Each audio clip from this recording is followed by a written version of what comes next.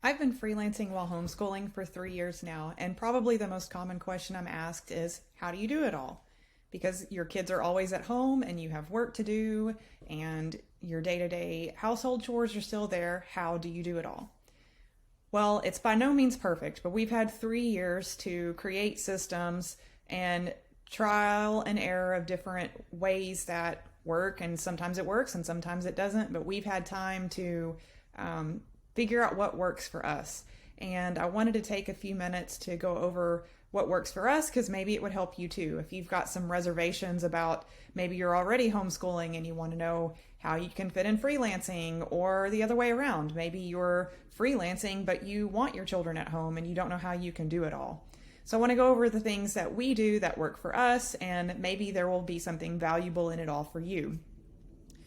My first recommendation is to set boundaries, set realistic boundaries.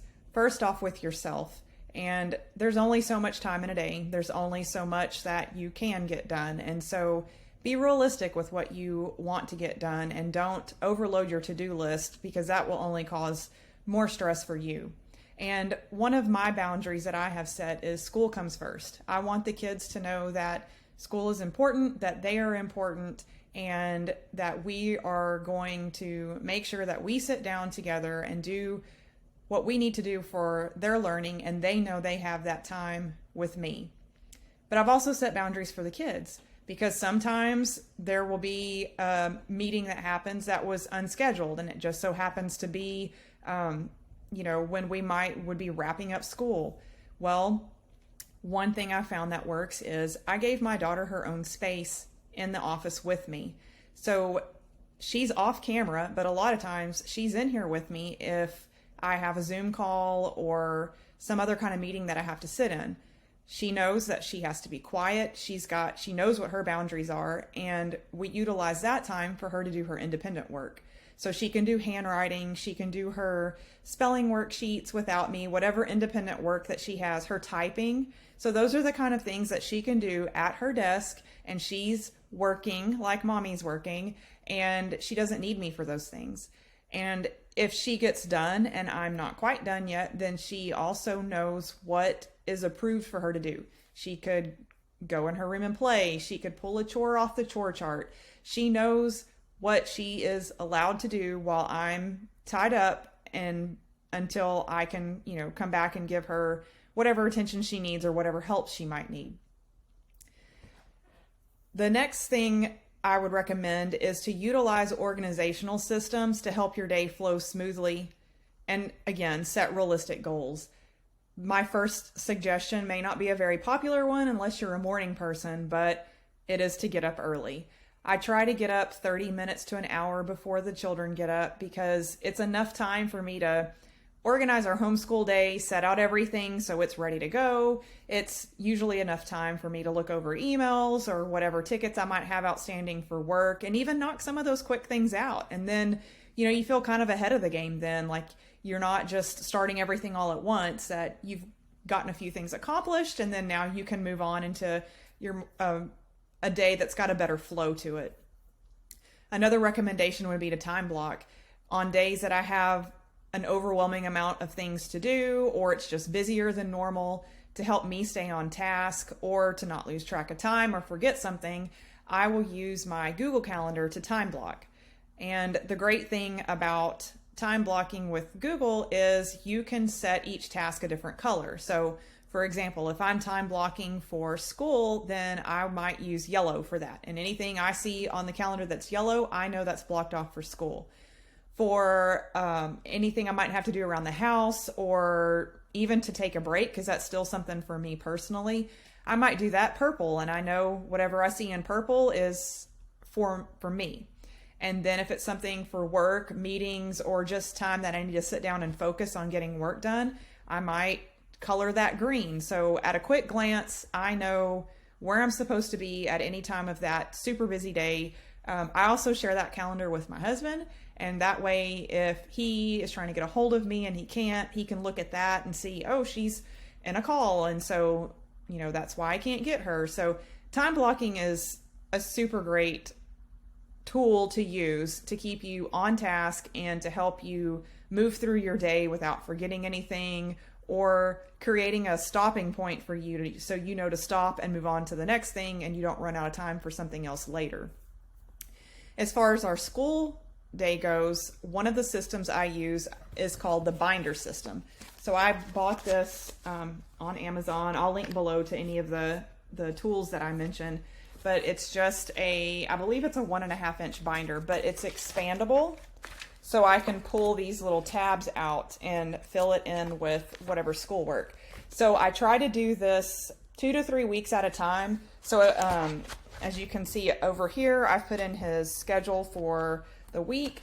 And then if I go to a new section, he's got his spelling curriculum, and then his language arts curriculum, and then math. So I've got these 3 subjects in here. And part of the reason I batch this when I put them in their binders is kind of twofold. One, it keeps me from having to do it so often. And 2, if my son understands the concept he's working on quickly with math and he's mastered it, then he doesn't have to wait to start the next lesson if he doesn't want to. It's one of those, if my time is blocked for work and he's done, that's also an option. You can work ahead if you've mastered that concept. So if it's already in his binder, he doesn't have to find me to look for it for him, or he doesn't have to figure out where to go get the next lesson. It's already in there and he's ready to roll. Another favorite tool of mine is a website called Homeschool Manager. And it's a very simple website where I can go in and put in the lesson plan for each child and for each subject, and you can give them access to it too. So you can print it out and put it in their binder, or if they're working off of a tablet or Chromebook or something like that, you can give them privileges on that website where they can pull it up, and once they complete that task, they can check it off and it'll cross it off the list and you can move on. My oldest son is almost 13, and I trust him when he finishes his math and has his math score. I trust him to be able to put that in the gradebook for me in Homeschool Manager. So that's one less thing that I have to do. I can just go and check and see later how well he did and if there's anything else we need to go over. So Homeschool Manager is amazing. I'm very type A, so I went ahead and I did the whole school year. So the whole school year is planned out. It's in there. I don't have to stop and do that anymore. That's one less thing I have to focus on, so I can work on, something with my freelancing business instead of having to sit down every day or every week and plugging that in so the kids even know what to do. Another suggestion I have is to outsource what you can. We as freelancers can and a lot of times do outsource some of the tasks that we either don't have time for or don't know how to do or just don't want to do. And you can do the same thing with homeschooling. We do that ourselves with math.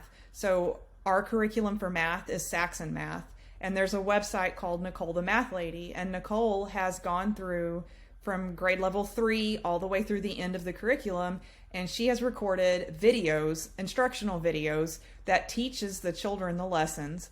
And it's a subscription-based website. And depending on what level you pay for, you can also have access for them to input their answers online. So they can work the problems in their book, plug in the answers online, and submit it, and it'll even grade it for you. So you can just go back and look and see if there's anything you need to go over with them, because it will tell you what problem they missed.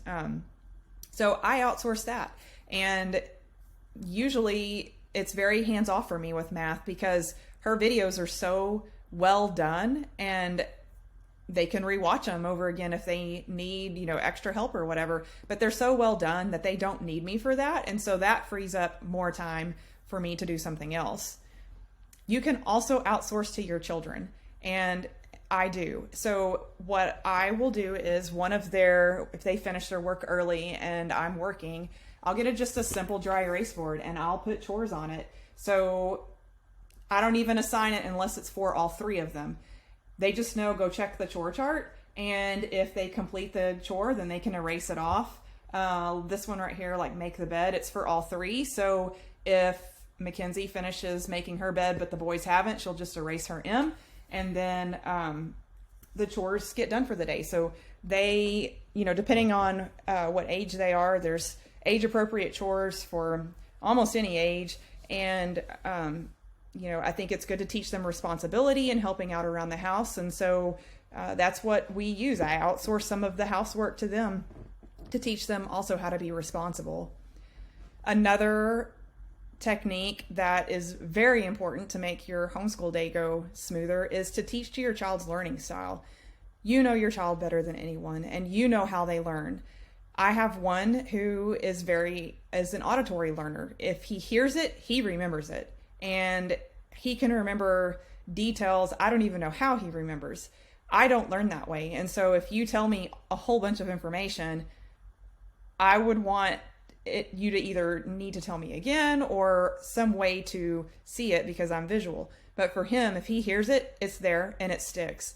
And because of that, we use a lot of audiobooks for him. Our favorite is Libby to check first because Libby is through the library system, so it's free. The roadblock that we have come across with Libby is sometimes they don't have the books that we need, or there's a long wait list for us to be able to have access to that book. So instead of waiting, what I use is a website called Scribed, and it's subscription based, but it's one of the cheaper subscriptions that I've been able to find. And what we love about it the most is there's no limit on how many downloads you can use per month, like some of the competitors have. So we go through 2 to 3 books a month on Scribed, and so it works great because we can get those without penalty or without having to pay extra. So the audiobooks are great because I don't mind reading out loud to him, and a lot of times I do, but if I can outsource that and he can listen to the book, which he loves to do, then that frees up more time for me. My other 2 children are very much like me, and they're visual learners. And so that requires a little more hands-on, so I can show them how to do something. But in the long run, it saves time because if I try to have them figure it out on their own or try to make them listen to a video of how to do it, they're not going to learn it. And I know that because I'm a visual learner as well. So stopping to take a few minutes to show them how to do it saves time in the long run because they will master it faster that way if I show them quickly. The third way that your child might learn is kinesthetic, which is hands-on. My auditory learner is also ADHD, so he kind of crosses over into the kinesthetic as well. So if I keep his hands busy or keep him busy and tell him, he's actually retaining it. I remember one time I wanted him to sit down and listen. I was tired of him moving around, and so I told him, you're going to sit here, I'm going to read this to you. And I read him a couple of pages, and I could just see the blank stare on his face. And so I asked him what I read, and he couldn't tell me, which I thought was kind of odd because that's how he learns, by listening. And so he got up and he stood on the edge of my bed, and he was just walking up and down the end board. And I thought, there's no way he's paying attention. So I stopped and I asked him what I read, and he could tell me details that I had read that I couldn't even remember, and I was the one that read it to him.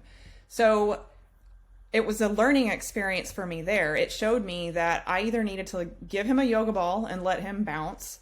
I needed to let him just walk laps in the room while I'm reading, or give him something for his hands to do. We like the wiki sticks because it doesn't make a mess and he can be creative while he's listening to whatever he's trying to learn. Or those poppets, he likes those, and it doesn't make too much noise that it's terribly distracting, but it's enough for him that he's still learning. And finally, if I could leave you with anything, and it's an important one, it's set aside time for self-care. It's very important because you will be busy doing all the things, to take some time for you.